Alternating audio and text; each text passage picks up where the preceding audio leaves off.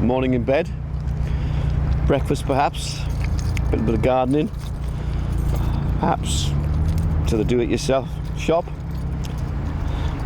and enjoying a Sunday afternoon ice cream. I have been to church this morning. I'm just on my way back now with my purchase.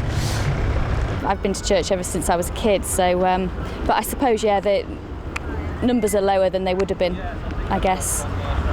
No, lower than I remember them when I was younger anyway. I think we can all be Christians, but I think we tend not to go to church. We just feel that we can do it without going in and being lectured to. I think churches now are for marriages and dispatches now.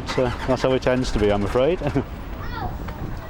While the figures overall tell a story of decline, there are pockets of growth, particularly among independent evangelical churches. The congregation at Highfields Church in Cardiff took over a derelict Presbyterian church and raised £800,000 to renovate it. It's the Holy Spirit that is the power that drives the church today. So we're going to sing about that now as we turn to our blue songbooks, or here behind me on the screen. Salvation belongs to our God who sits on the throne.